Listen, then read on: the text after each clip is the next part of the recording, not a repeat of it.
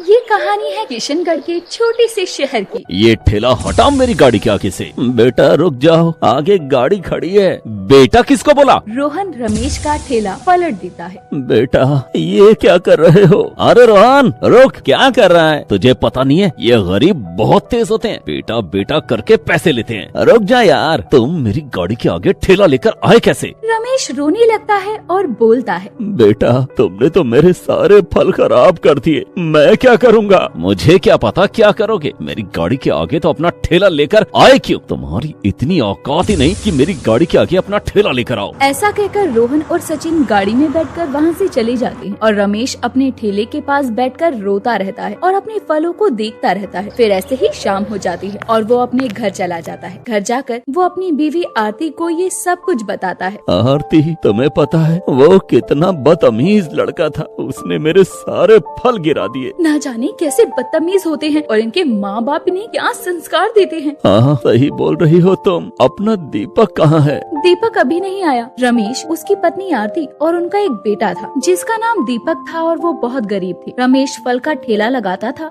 वो अपने एक लड़के को बड़ी मुश्किल से पढ़ा रहे थे। वो चाहते थे कि उनका बेटा दीपक पढ़ लिख कर एक बड़ा आदमी बने। मम्मी कहाँ हो आप? तुम आ गए दीपक, रिजल्ट कैसा रहा तुम्हारा? मम्मी मेरा रिजल्ट बहुत अच्छा रहा है, मैं पास हो गया। अरे ये तो बहुत खुशी की बात है। जाओ अपने पापा को भी बता दो, वो भी पूछ रहे थे। मम्मी वैसे पापा है कहाँ? वो अंदर बैठे हैं, जाओ। अच्छा ठीक है। दीपक अंदर कमरे में जाकर अपने पापा से बोलता है, नमस्ते पापा, मेरा रिजल्ट आ गया है, मैं पास हो गया, अब मैं कॉलेज पढ़ने जाऊंगा।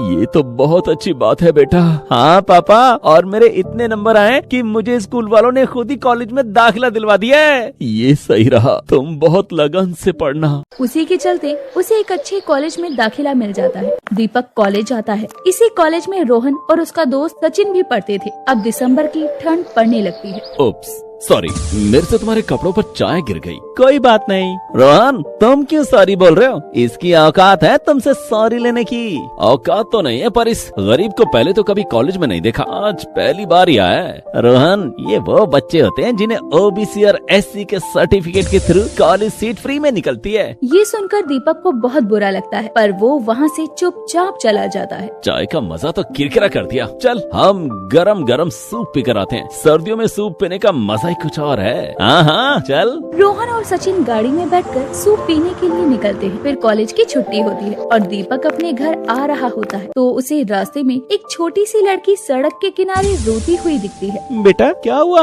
आप रो क्यों रही हो? मुझे बहुत भूख लगी है और ठंड भी लग रही है। दीपक को उस छोटी सी बच्ची का रोना अच्छा नहीं लगता, इसीलिए वो अपना स्वेटर उतारकर उस लड़की को दे देता है। ये लो बेटा, तुम ये पहन लो, इससे तुम्हें ठंड नहीं लगेगी, और खाने के लिए मेरे पास पैसे नहीं है जो मैं तुम्हें कुछ दिला सकूं। धन्यवाद भैया। दीपक स्वेटर उसे देकर वहाँ से चला जाता है और अपने घर पहुँचता है तो नमस्ते मम्मी। नमस्ते बेटा, तुम आ गए। और तुम्हारा स्वेटर कहाँ है? तुम तो स्वेटर पहन कर गए थे ना? हाँ मम्मी पहन कर तो गया था, पर मुझे रास्ते में एक छोटी सी लड़की ठंड की वजह से रोती हुई दिखी थी तो मैंने उसे अपना स्वेटर दे दिया। पर बेटा दीपक, तुम्हारे पास तो एक ही स्वेटर था। कोई बात नहीं आरती, अब दीपक ने दे ही दिया है तो दीपक तुम ये स्वेटर पहन लो, आज मुझे एक सेट देकर गए हैं। नहीं पापा मैं ऐसे ही ठीक हूँ, इसकी जरूरत आपको ज्यादा है। कोई बात नहीं बेटा, मैं अपने पिछले साल वाला ही स्वेटर पहन लूंगा। ठीक है पापा पहन लेता हूँ। ऐसे ही ठंड बढ़ने लगती है। एक दिन दीपक कॉलेज में जाता है तो उसे पता चलता है कि रोहन रात भर पार्टी में रहने के कारण बीमार हो गया है और उसे ठंड लग गई है। सचिन रोहन को क्या हुआ है? वो आज कॉलेज नहीं आया, उसे ठंड लग गई है और अकेले रहने की वजह से उसकी तबीयत ठीक ही नहीं हो रही। अच्छा क्या तुम मुझे उसके पास लेकर चलोगे?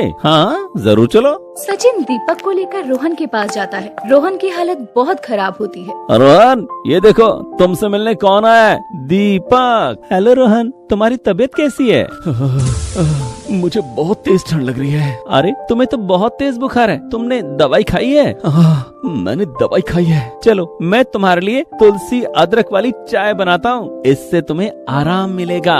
दीपक रोहन को चाय बनाकर पिलाता है जिससे कि रोहन को आराम मिलता है और वो सो जाता है। ऐसे ही दीपक कई दिनों तक जाकर रोहन के लिए गर्मा गर्म खाना बनाता और चाय बनाकर पिलाता जिससे कि उसकी हालत में सुधार हो रहा था। एक दिन रोहन के माता पिता भी रोहन से मिलने आए। मम्मी पापा आपको देखकर तो मुझे बहुत अच्छा लगा, इससे मिलो, ये है दीपक, इसने मेरी बीमारी में मेरा बहुत साथ दिया है, मुझे गर्म खाना बना कर देता था, तुलसी अदरक वाली चाय भी पिलाई, जिससे मेरी हालत में बहुत सुधार हुआ है। थैंक यू बेटा, तुम नहीं होते तो पता नहीं हमारे रोहन का क्या होता। नहीं नहीं आंटी, ऐसी कोई बात नहीं है, ये तो मेरा फर्ज था। नहीं दीपक, मैंने तुम्हारा बहुत अपमान किया है और फिर भी तुमने मेरा इतना साथ दिया। तुम बहुत अच्छे हो। ऐसे ही कुछ दिन बीत जाते हैं और रोहन अब ठीक हो चुका था। रोहन और दीपक अच्छे दोस्त बन जाते हैं। फिर एक दिन दीपक रोहन को अपने घर लेकर जाता है। मम्मी मम्मी कहाँ हो? मेरा दोस्त रोहन आया है। अभी आई बेटा। आरती वहाँ आती है। नमस्ते आंटी। नमस्ते बेटा, बैठो। रोहन बैठ ही रहा था कि तभी वहाँ रमेश आता है। रमेश को देखते ही रोहन को अपना किया हुआ सब कुछ याद आता है और उसकी आंखों में पश्चाताप के आंसू भर आते हैं। रोहन रमेश से माफी मांगते हुए कहता है, अंकल मुझे माफ कर दो, मैं अपने किए पर बहुत शर्मिंदा हूँ। मुझे ऐसा नहीं करना चाहिए था। आप तो बहुत अच्छे हैं, आपने दीपक को बहुत अच्छे संस्कार दिए हैं। माफी मत मांगो बेटा, तुम्हें अपने किए पर पछतावा है, यही हमारे लिए काफी है।